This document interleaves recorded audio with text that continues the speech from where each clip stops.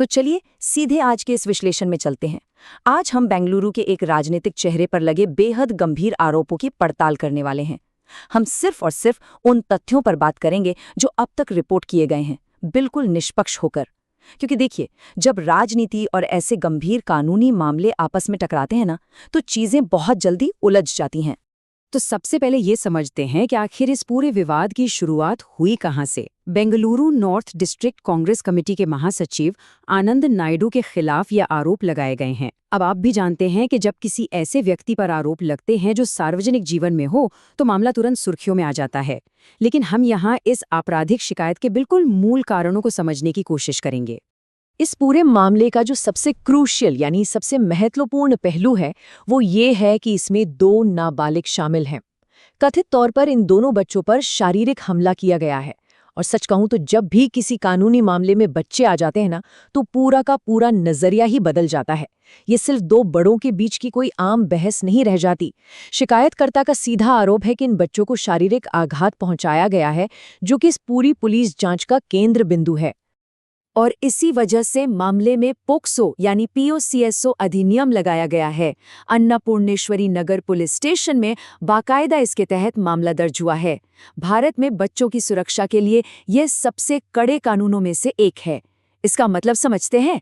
इसका सीधा सा मतलब है कि आरोपी के लिए कानूनी परिणाम बहुत बहुत ज्यादा गंभीर हो सकते हैं। पुलिस इसे कोई मामूली हाथापाई नहीं मान रही, बल्कि बच्चों के खिलाफ हुए एक संगीन अपराध के तौर पर देख रही है। यह साफ दिखाता है कि ऐसे मामलों में बाल संरक्षण कानून कितनी अहमियत रखते हैं। अब जरा घटनाओं की टाइमलाइन पर नजर डालते हैं कि आखिर शिकायतकर्ता के दावों के मुताबिक ये सब हुआ कैसे। बताया जा रहा है कि इस पूरे मामले की जड़ 4 साल पहले शुरू हुए एक कथित एक्स्ट्रा मैरिटल अफेयर में है। फिर कुछ हफ्ते पहले तनाव तब बढ़ गया जब नाबालिगों ने इन संबंधों पर सवाल उठा दिए। और फिर आता है घटना का दिन, जब कथित तौर पर लोहे की रॉड से उन पर शारीरिक हमला किया गया।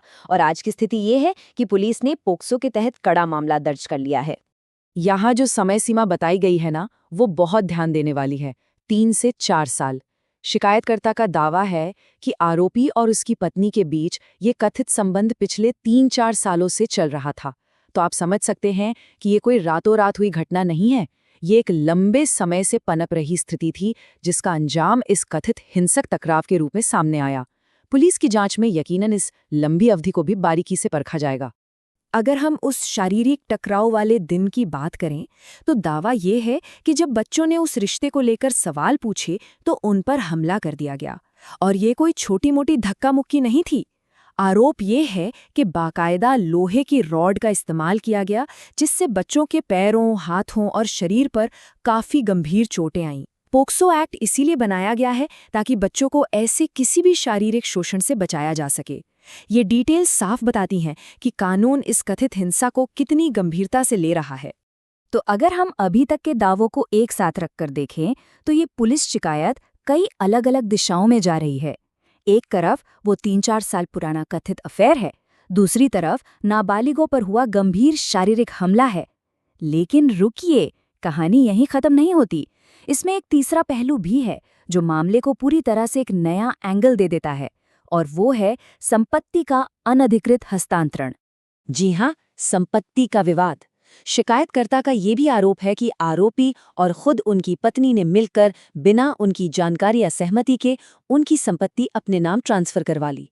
अब आप खुद सोचिए, इससे ये जांच कितनी पेचीदा हो जाती है। पुलिस को अब सिर्फ शारीरिक हिंसा के दावों की सच्चाई ही नहीं पता लगानी है, बल्कि इन फाइनेंशियल ट्रांजैक्शंस और प्रॉपर्टी पेपर्स की भी गहराई से छानबीन करनी होगी। एक तरह से इसमें अब आर्थिक अपराध का एंगल भी जुड़ गया है। फिलहाल आधिकारिक बयान यही है कि मामले की जांच चल रही है, लेकिन पर्दे के पीछे क्या होता है? ऐसे मामलों में जो प्रोसिक्यूटर्स यानी अभियोजक होते हैं, उन्हें बहुत ही ठोस सबूत जुटाने होते हैं। पुलिस हर एंगल से जांच कर रही है। मेडिकल रिपोर्ट्स जो बच्चों की चोटों को साबित करेंगी, प्रॉपर्टी के कागजात जिनकी असलियत जांची जानी है, और पॉक्सो के कड़े नियमों के तहत गवाहों के बयान। जब तक ये पूरी कानूनी प्रक्रिया खत्म नहीं होती, कोई भी ठोस नतीजा निकालना जल्दबाजी होगी। तो आज के इस विश्लेषण को खत्म करने से पहले जरा सोचकर देखिए। एक तरफ राजनीतिक रुतबा, दूसरी तरफ उलझा हुआ संपत्ति विवाद, और इन सब के ऊपर बच्चों की सुरक्षा से जुड़ा पोक्सो जैसा सख्त कानून। अधिकारी इन बहुस्तरीय और गंभीर आरोपों को आखिर कैसे सुलझाएंगे? ये मामला एक बहुत बड़ा उदाहरण है कि कैसे बंद दरवाजों के पीछे के विवाद जब सार्वजनिक और कानूनी पटल पर आते हैं तो कितने जटिल हो जाते हैं। सच्चाई क्या है, ये तो आने वाले वक्त और पुलिस की जांच के बाद ही साफ हो पाएगा। तो इन सारे तथ्यों को देखने के बाद आपको क्या लगता है कि इस हाई प्रोफाइल मामले में आगे क्या मोड़ आ सकता है?